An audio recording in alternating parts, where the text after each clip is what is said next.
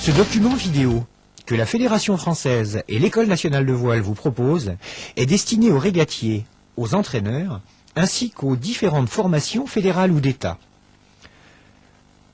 3 objectifs découpent ce document. Premièrement, il s'agit de fixer les critères de réussite de base dans la conduite de la planche à voile. Cette première partie s'adresse aux jeunes régatiers d'école de sport et permet une bonne visualisation des conduites. Deuxièmement, il s'agit de proposer différents niveaux de réalisation technique afin de faciliter dans les formations les diverses situations d'analyse technique.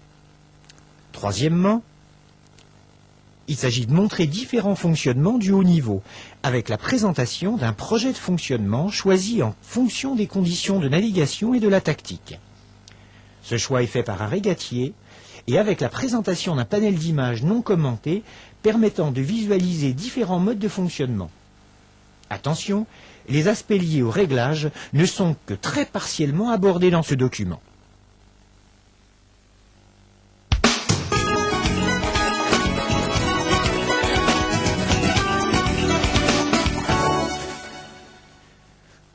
Pour passer de l'école de voile à l'école de sport, il n'y a qu'un pas vite franchi. Par contre, acquérir les principes de fonctionnement pour aller vite en régate nécessite de longues heures d'entraînement.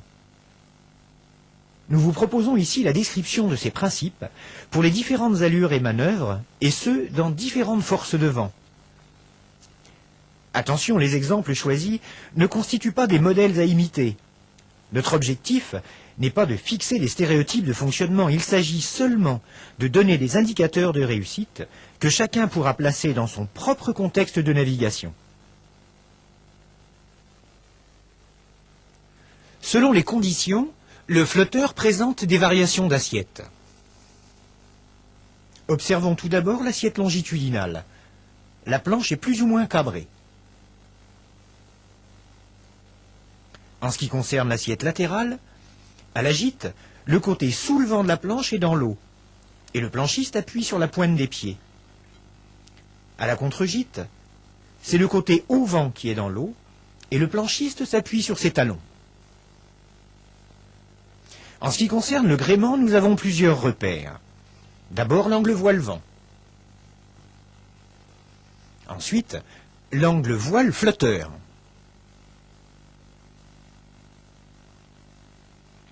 Puis la verticalité.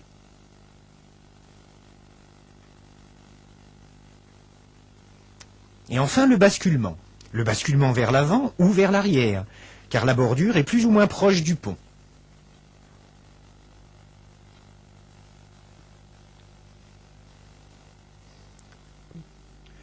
Pour le véliplanchiste, les repères sont l'écartement entre les bras et entre les jambes, la position du corps, l'attitude décentrée,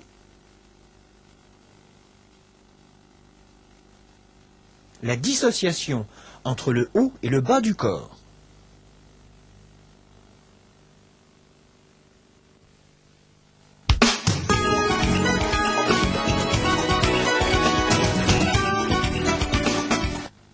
Le but recherché lorsque l'on fait du prêt est d'atteindre un point situé dans l'axe du vent le plus rapidement possible. 2 possibilités s'offrent alors. Faire beaucoup de caps et ne pas aller très vite, c'est la route rouge. Faire peu de caps et aller vite, c'est la route bleue. Le choix de la route dépend de la force du vent, de l'état de la mer, de la capacité de la planche à remonter au vent, enfin sa polaire de vitesse, du réglage de la voile, etc. Tous ces éléments vont influencer la façon de naviguer.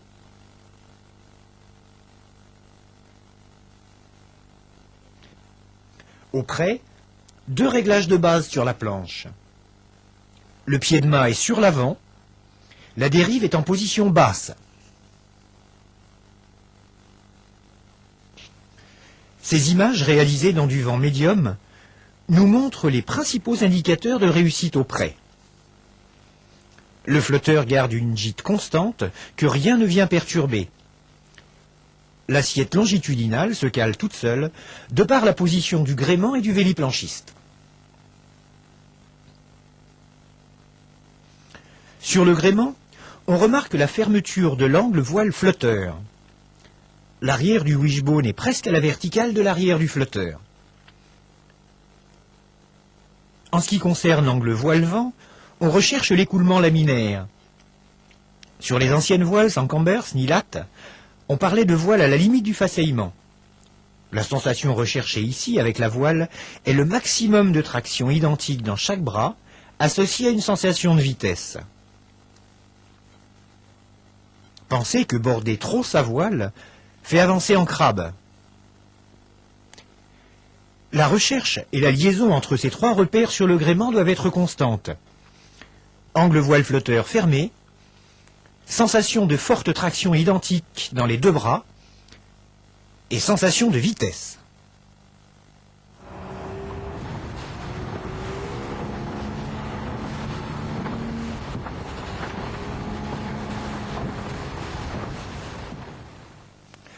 D'autre part, on recherchera une position la plus verticale possible du gréement, surtout dans les petits airs, où il a une fâcheuse tendance à partir sous le vent.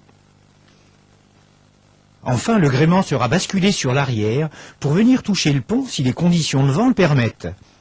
Cette position du gréement ne doit pas être recherchée systématiquement dès que l'on monte sur la planche.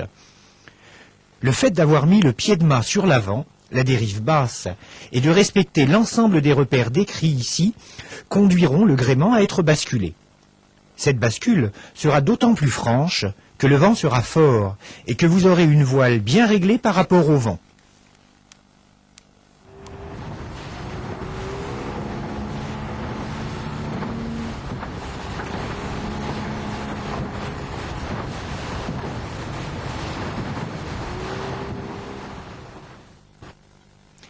Dernier indicateur de réussite, la position du planchiste.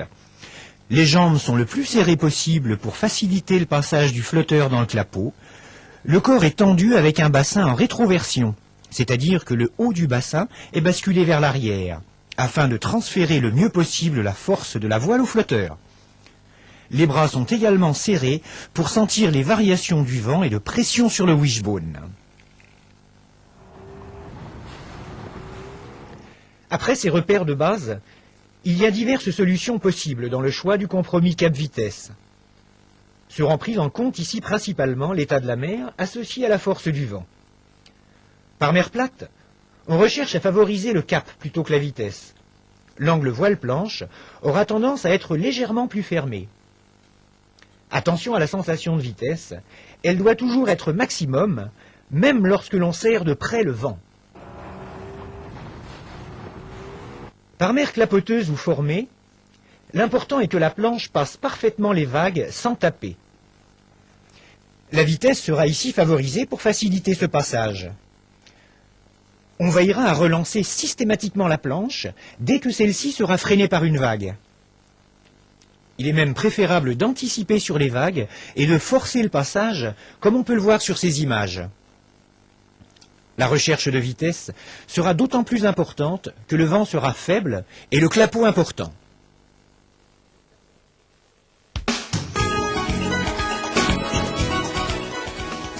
Sensation forte, griserie de la vitesse, le largue est l'allure où l'on se fait plaisir.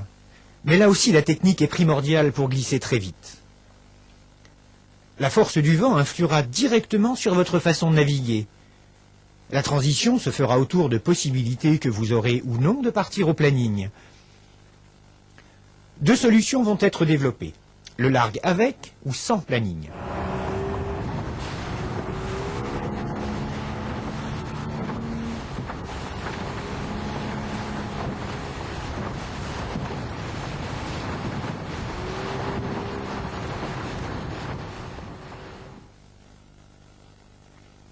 Le largue sans planning.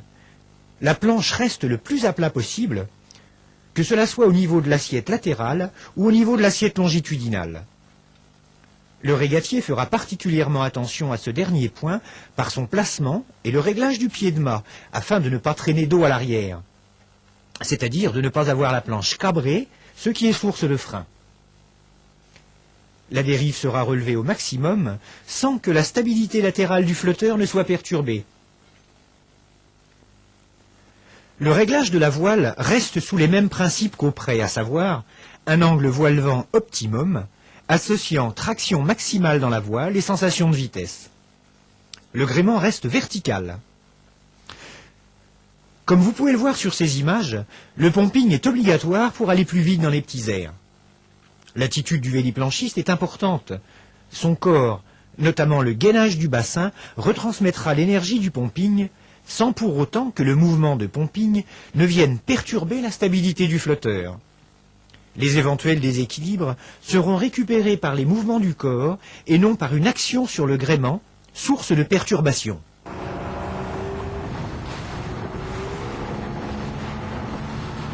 Le largue avec planning. La recherche du planning est systématique. Pumping, utilisation des vagues, tous les moyens doivent être recherchés pour aider la planche à partir lorsque le vent n'est pas assez fort. La dérive est remontée complètement et le pied de mât est sur l'arrière dès que le planning est atteint. Le flotteur reste le plus à plat possible. Une légère gîte est possible suivant le type du flotteur et d'aileron utilisé. À vous de tester. Le fait de mettre les pieds dans les footstraps permettra de mieux contrôler la planche dans les vagues. Mais l'on veillera dans cette position à ce que la planche ne soit pas cabrée. Dans le cas contraire, ne pas hésiter à déplacer vos pieds. Le réglage de la voile garde les mêmes principes. L'angle voile-planche, pour une même direction, aura tendance à être plus fermé. C'est la résultante d'un vent vitesse plus important. Le recul du pied de mât et l'absence de dérive font que le mât bascule de lui-même sur l'arrière lorsque la vitesse augmente. Le véliplanchiste, suivant sa condition physique, continuera à pomper ou s'accrochera au harnais. En cas de pumping, les conseils donnés au largue sans planning restent valables. Dans le cas contraire, une attitude tendue permettra un transfert des forces propulsives au flotteur et évitera aux fesses de trop toucher l'eau. Plus la vitesse augmente, plus le véliplanchiste aura tendance à se reculer sur la planche. Le choix de sa trajectoire est important. En effet, il ne faut pas se contenter d'aller en ligne droite à la bouée, mais d'utiliser au mieux les vagues et les possibilités de surf. Vu de haut, la trajectoire ressemble à un serpentin. Si la distance peut paraître plus importante, le gain de vitesse occasionné par les surfs est plus important. Le principe est simple. Lorsque l'on sent que l'arrière de la planche est soulevé par une vague, on abat légèrement et on pompe pour faciliter le départ au surf.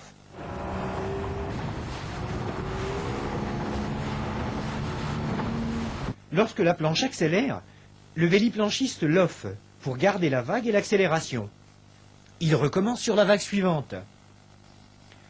Le régatier aura une attitude dynamique et portera son attention sur les vagues et les éventuelles risées.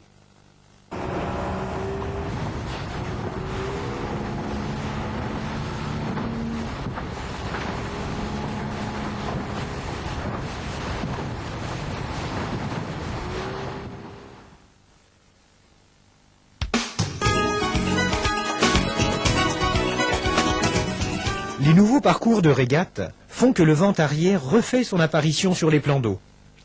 Comme pour le largue, deux cas de figure se présentent, planning ou pas planning. S'il y a possibilité de planer, le régatier ne fera pas là une route directe pour rejoindre la bouée sous le vent, mais il tirera des bords de largue très abattus. C'est la route rouge. Dans cette situation, les principes développés précédemment pour le largue seront utilisés. Par contre, si le vent n'est pas assez important pour planer, la route directe sera choisie. C'est la route bleue. Dans ce dernier cas, les principes de fonctionnement sont les suivants. Le pied de mât est plutôt sur l'avant, afin que la planche ne traîne pas d'eau. Attention néanmoins à ce que le flotteur n'enfourne pas lorsqu'il y a des vagues. L'assiette latérale restera la plus stable possible, tout en ayant la dérive remontée au maximum. Le gréement sera perpendiculaire au vent et au flotteur, vertical, et basculé légèrement vers l'avant. En fait, lorsque vous le lâchez, il ne doit pas tomber d'un côté ou de l'autre, mais partir seulement vers l'avant de la planche, poussé par le vent. Le véliplanchiste sera encore dynamique dans son pumping et dynamique dans le maintien de l'assiette longitudinale et latérale de la planche. Il n'hésitera pas à se déplacer. Le pumping sera ample et rythmé. Attention toutefois à ne pas varier de direction en effectuant ce mouvement.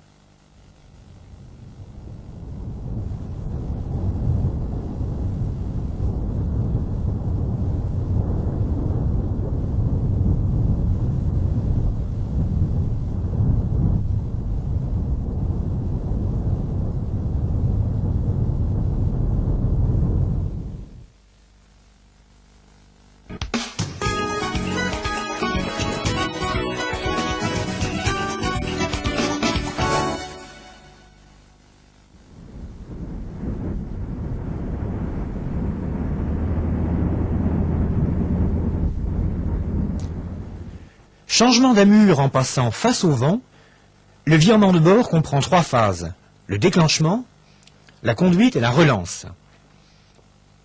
L'efficacité du virement se jugera au peu de perte de vitesse, à la rapidité de la conduite et à la durée d'exécution.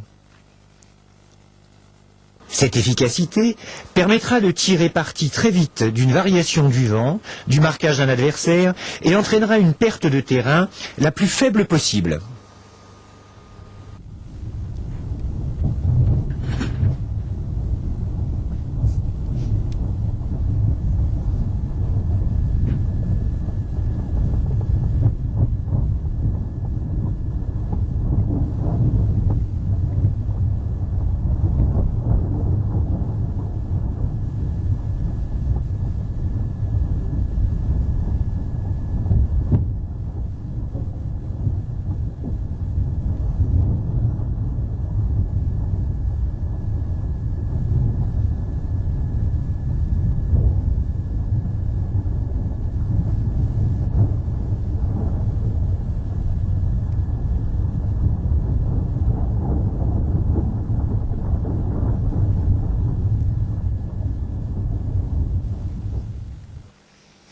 Le déclenchement permettra un accroissement de la vitesse par le pumping et le déclenchement de l'holofé avec un basculement du gréement vers l'arrière et une gîte de la planche.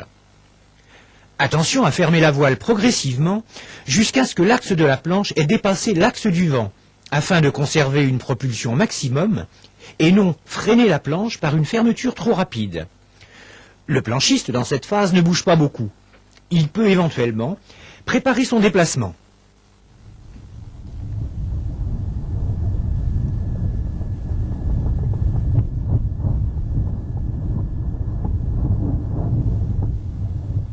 La conduite débutera à partir du moment où la planche franchit l'axe du vent, signal pour passer de l'autre côté. Cette phase devra être la plus courte possible, car la voile non gonflée n'est pas propulsive. Le nombre d'appuis sera le plus faible possible, tant au niveau des mains que des pieds. Cette vitesse de déplacement est gage d'une non-perturbation du flotteur et donc une préservation maximale de la vitesse.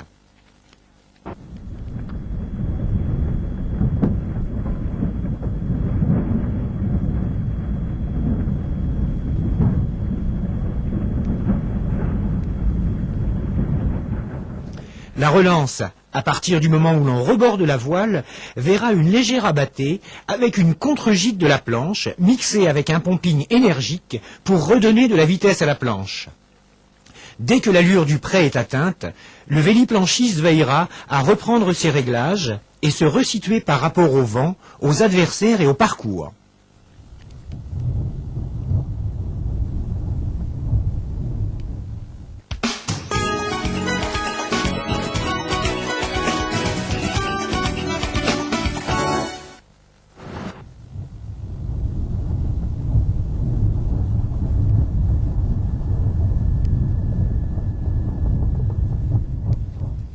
Après être passé par le face au vent, tournons-lui le dos en empannant.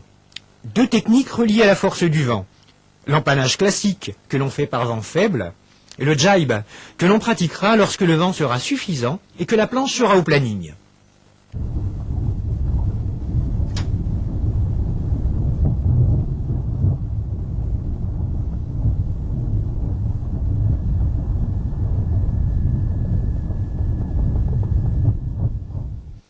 D'abord, l'empannage classique. Au départ du largue, le déclenchement se fait par une abattée, le gréement basculé sur l'avant et la planche mise à la contre-gîte. L'angle voile-vent reste optimum, la traction sur la main arrière reste au maximum. Moment important dans cette abattée, le décrochage de la voile, qui passe d'un écoulement laminaire, le vent glisse sur les 2 faces de la voile, à un écoulement turbulent, le vent vient buter sur la voile. Ce changement dans les écoulements entraîne une perte de puissance importante, source de déséquilibre.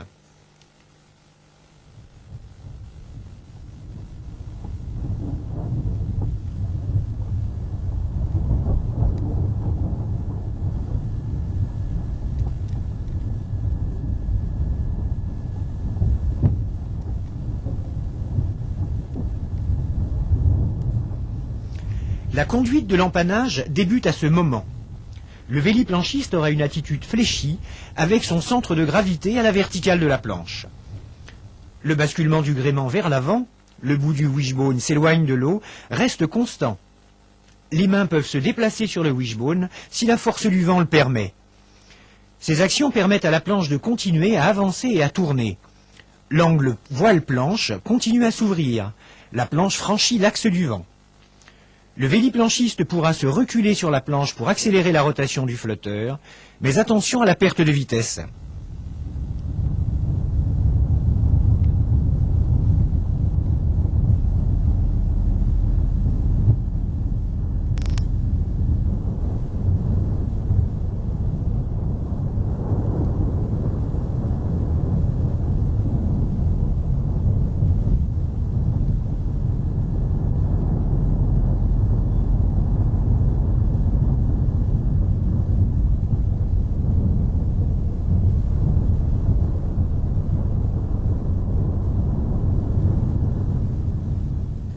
La relance débutera par le passage de la voile lorsque l'axe de la planche sera presque sur l'autre allure du largue. C'est ce que l'on nomme la fausse panne. Attention, lorsque la voile passe, il faut ramener rapidement le mât vers le vent afin d'éviter au bout du wishbone de toucher l'eau. Un pumping énergique viendra terminer la manœuvre.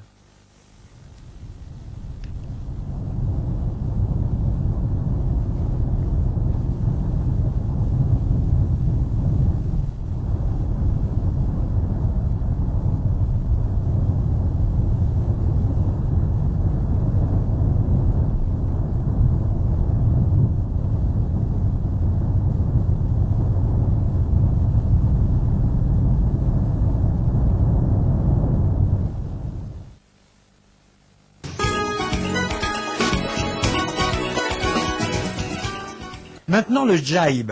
Manœuvre riche en sensations, le jibe permet un changement d'amure très rapide sans perte de vitesse importante. Attention, la dérive doit être entièrement remontée. La vitesse ici est primordiale. Planning et augmentation de la vitesse en pompant constitueront le début de la phase de déclenchement. La rotation de la planche se fait par une gîte et un appui des pieds sur l'intérieur du virage. Cela s'apparente à une prise de quart en ski. Pour éviter une perte de vitesse trop importante, le pied arrière sera avancé.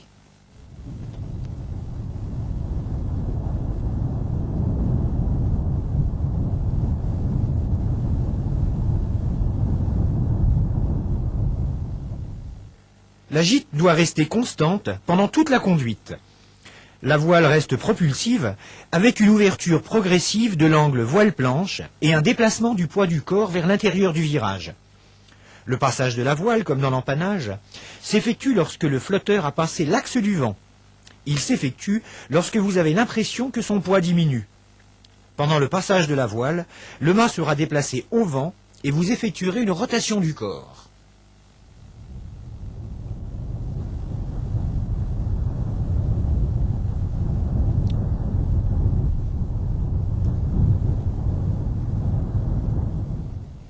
La phase de relance est identique à l'empannage classique.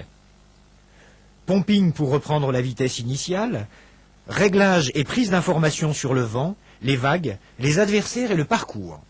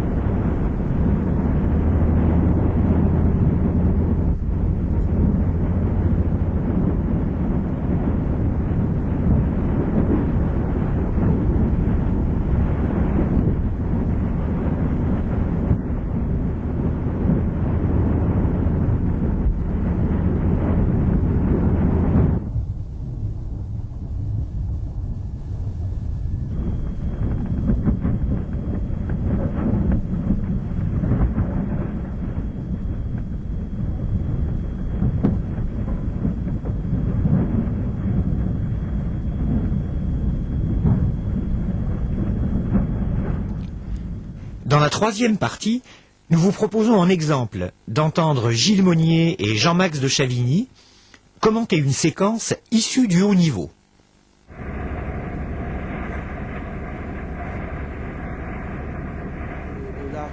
Au largue abattu dans le petit temps, là ton pied de mât est en arrière. Ouais, là j'ai tout en arrière. Ouais, bon, c'est un downwind, vent arrière. On essaie de gagner le plus sous le vent, mais en privilégiant le meilleur VMJ possible, donc de la planche, c'est-à-dire c'est le large, quoi. Ouais. Et moi, j'essaie dans ce cas de figure de garder le plus longtemps possible la vitesse constante de la planche en ayant les pieds dans les straps, qui me permet de contrôler mieux l'assiette de la planche et de rendre mon comping, parce que je passe, tu as remarqué, il y a vachement de mouvements des bras et des jambes en même temps, donc ça déstabilise vachement le flotteur. Et pour rendre le gouvernement plus souple, à ce moment-là, là j'ai choqué, j'ai le wishbone qui touche la voile. Ta planche est vraiment à plat là. Hein. Ben là, j'essaie de la garder, d'éviter les coups de grosses gîtes contre gîtes, quoi, de déstabiliser, parce que bon, ça joue déjà sur la direction.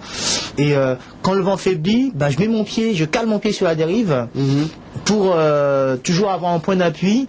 Et et pour me permettre de m'avancer un peu, viser le phénomène de traînée et rendre toujours le pumping efficace. Bon, la difficulté sur un grand vent arrière, c'est que plus on va dans le temps, bon, plus on devient fatigué. Donc plus on est fatigué et plus on a tendance à commettre des erreurs. Donc quand le vent faiblit, ça devient très dur. Là, le vent affaibli, ça semble revenir. Voilà, le vent affaibli et on remarquait que je pompais plus avec mes jambes qu'avec mes bras. Et ça, le fait de pomper plus avec ses jambes, ça influe sur l'assiette du flotteur. Donc il y a des gros changements de direction, il y a des gros machins. Donc en fait, ce qu'il faut, c'est arriver à pomper toujours synchro. Pour éviter les grosses, enfin c'est ce que j'aurais recherché pour améliorer mon pumping à ce moment-là, quoi. Garder toujours la bonne synchronisation haut du corps et bas du corps. Là sur cette image, alors ça c'est du pré, petit médium. C'est prêt, comparatif. Il y a 15 nœuds là quand même. Oui, c'est vrai que il y a 12-15 nœuds là, je pense. Donc là, la planche est en légère gîte. La planche est en légère gîte et l'objectif, c'est rechercher un poil de déséquilibre à l'arrière, je pense. Ouais. Pas trop quand même. Et d'éviter les phénomènes de contre-gîte.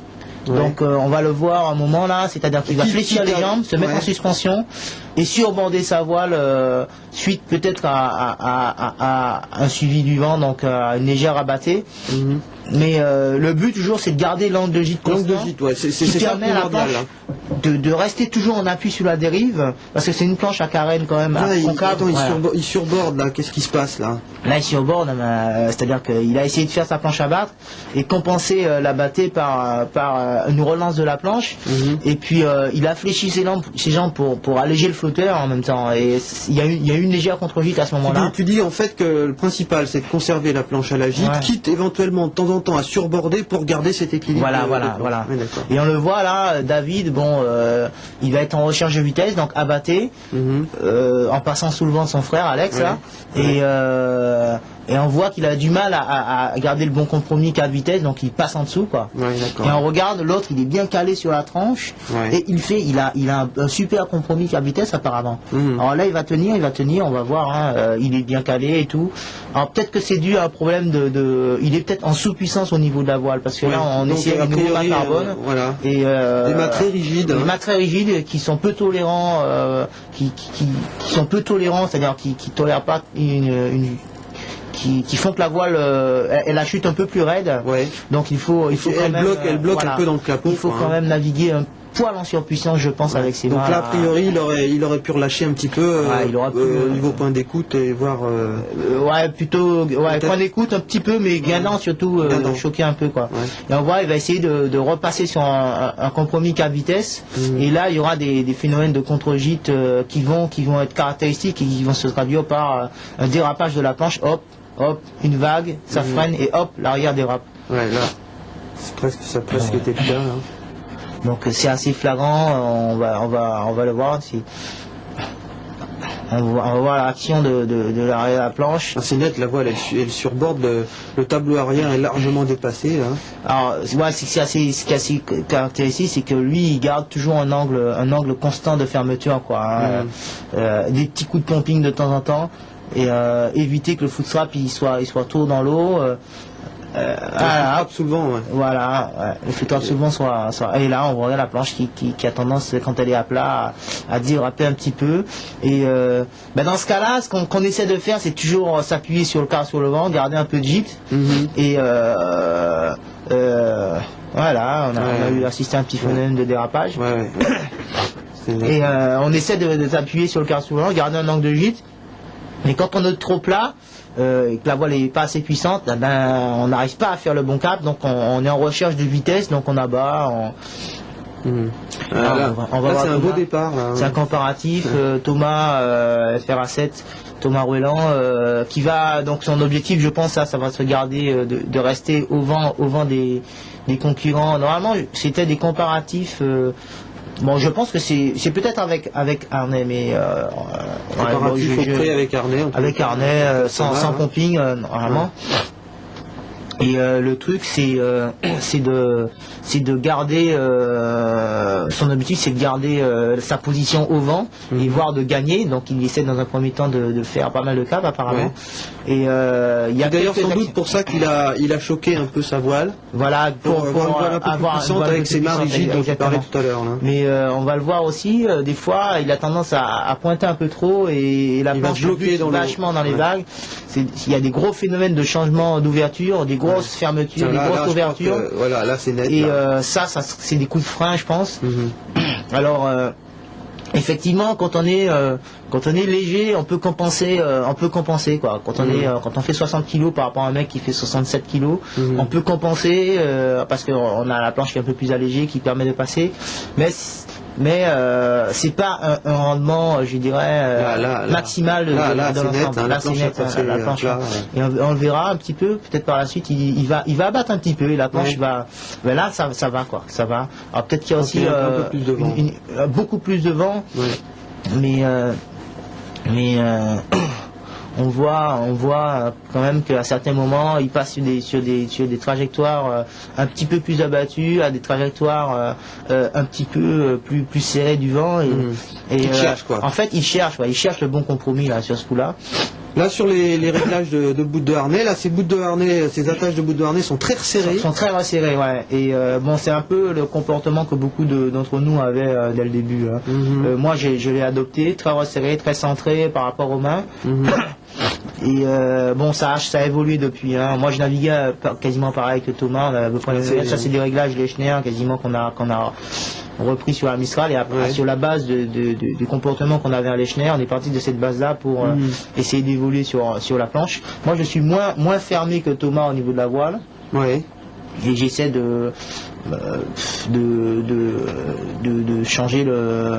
Moi je peut-être un petit peu plus de vitesse, un rapport je pense que j'abats un petit peu plus que lui, je sais pas, et j'essaie de compenser les mouvements les sous-ventes par des actions plus dynamiques de mon corps plutôt que de mon gréement. C'est un peu ce qui caractérise les différences de style, c'est que moi je bouge plus le corps et Thomas il bouge plus le gréement. Sur ce coup-là, c'est un peu les différences de style. Et vous essayez tous les deux quand même de privilégier l'angle régulier du flotteur, la gîte. Et on le voit là, les attaches harnais sont très resserrées. Et par rapport à maintenant, moi j'ai pas mal changé. J'ai abaissé mon wishbone. Ah oui, de combien? De quelques centimètres, de 2-3 centimètres, j'ai mis des marques sur mon wishbone, j'ai abaissé un petit peu. Là, je suis au cran numéro 7 sur la rallonge là. Et j'ai essayé d'écarter mes bouts un peu plus dès qu'il y a les conditions de vent, d'écarter mes bouts pour avoir plus de stabilité au niveau de l'ouverture, fermeture de la voile et utiliser le moins possible l'attraction des bras quoi, pour border et me permettre d'utiliser de meilleure façon possible mon corps, les mouvements de mon corps pour relancer la planche plutôt que le mouvement du gréement dans ce type de conditions là.